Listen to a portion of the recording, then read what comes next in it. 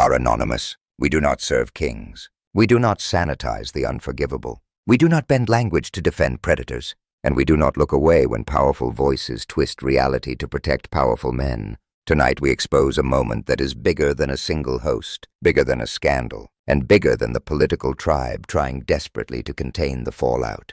Listen closely. Tap like, tap share, tap subscribe. Help push this message into the light because truth does not survive in silence. Anonymous exposes exactly what Megyn Kelly just attempted to do on her show and why it has detonated across the entire media landscape. What you are about to hear is a complete account of what she said, how she tried to frame it, what it reveals about the panic inside the movement she supports, and why people everywhere are calling it the moment her credibility collapsed. It begins with 33,000 documents, subpoenaed, forced into the open, demanded by both Democrats and Republicans after years of stalling, by people close to Donald Trump and allies like Pam Bondi, who desperately tried to keep them buried. Documents from the Epstein estate. Documents that Trump could have released himself but chose not to.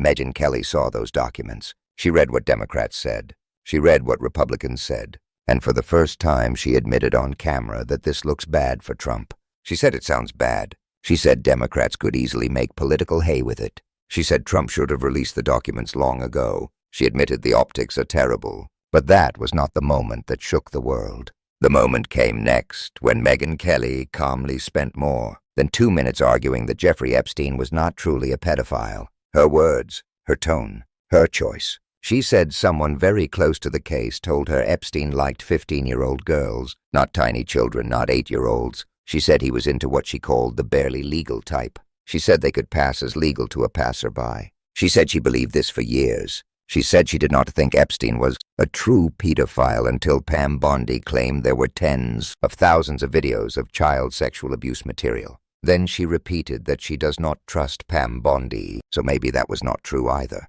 2 full minutes of distinctions between abusing a 5-year-old and abusing a 15-year-old. 2 full minutes redefining the horror.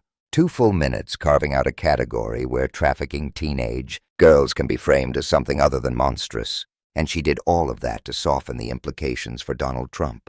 Because the Epstein emails mentioned Trump. Because Epstein allegedly said Trump knew about the girls. Because victims' lawyers said Epstein preyed on girls when they were underage. And when they turned 18 and he lost interest, he passed them on to powerful men. And Megyn Kelly tried to frame that detail as if it defended Trump rather than damned him. According to her logic, Trump was not like Epstein because he only received the girls after they turned legal.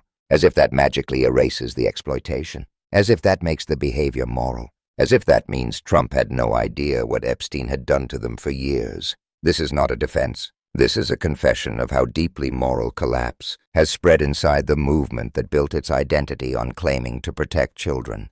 And that is why the internet exploded. People across the entire political spectrum reacted instantly. Journalists called it career-ending. Survivors' advocates called it horrifying. Even conservatives who normally defend Kelly were stunned. 15-year-olds are children.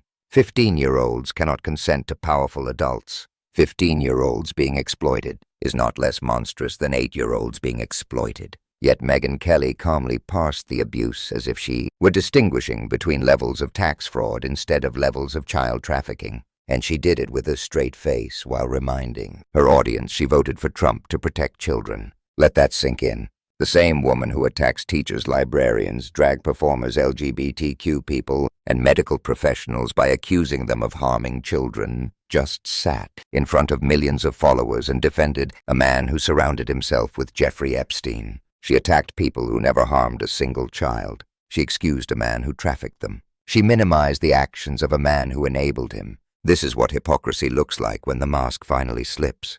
But there is more. Megyn Kelly tried to argue Trump had no history of sexual misconduct accusations involving minors, but she ignored decades of allegations involving adult women. She ignored the civil trial where Trump was found liable for sexual abuse. She ignored the Access Hollywood tape. She ignored the lawsuit involving a 13-year-old girl that was dropped after threats. She ignored everything that did not fit her defense. She selectively narrowed the truth until the only picture left was one where Trump looked less monstrous than Epstein. But less monstrous is not innocence. Less monstrous is not honorable. Less monstrous is not moral. This is where her argument collapses entirely. Because the question was never whether Trump was exactly like Epstein. The question is why he was anywhere near him at all, why he socialized with him, why he praised him, why Epstein praised him, why they shared networks, why victims report seeing Trump at Epstein properties, why Epstein wrote that Trump knew about the girls. Megyn Kelly refused to ask those questions. Instead, she argued about the age ranges of victims, as if that somehow absolves the powerful men who benefited from Epstein's world. And the internet saw this instantly for what it was: desperation. Because while Megyn Kelly was talking, Congress was completing the discharge petition, a rare and powerful tool that forces a vote to release everything. Republicans signed it. Democrats signed it. Survivors signed letters demanding it. The public demanded it, and Trump's circle panicked. Megyn Kelly's monologue did not happen by accident. It happened because the walls are closing in. The documents are coming. The names are coming. The associations are coming. And no one knows which details will make headlines first. So Kelly stepped up and did something no one else dared to do. She tried to build a narrative before the facts explode. She tried to shape the battlefield before the next document release. She tried to redefine the crimes before the public sees them in full. She tried to adjust the moral lens so that when Trump's name appears near Epstein's victims, the public reaction might be softened by the argument she tried so desperately to introduce. But it backfired instantly, not because her audience is liberal, not because critics hate her, but because the line she crossed is not political. It is human. There are moments in public life that reveal who someone truly is, moments that strip away branding ideology and talking points. This was that moment for Megyn Kelly. You cannot build a career screaming about protecting children and then casually minimize the sexual exploitation of 15-year-old girls to protect a political figure. You cannot spend years calling innocent people groomers and then make fine distinctions about what age counts as real predation. You cannot claim to stand for victims and then use legal categories to soften crimes committed against them. Tonight, Anonymous exposes the truth behind this disaster. This is not about Epstein alone. This is not about Trump alone. This is about a media ecosystem losing its moral compass and its credibility in real time. Megyn Kelly will try to walk this back. She will blame context. She will blame editing. She will blame misunderstanding. But the words are recorded. The footage is archived. The public heard her clearly, and the internet will not forget. Share this message. Tap like, tap subscribe, tap share. Let the truth echo louder than the excuses. Let it travel further than the spin. Let it reach every corner they wanted dark. Because when power tries to protect itself by rewriting what counts as a crime, only one thing keeps the truth alive. People like you, voices like yours, and movements like ours. We are anonymous. We do not forget. We do not forgive exploitation. Expect us.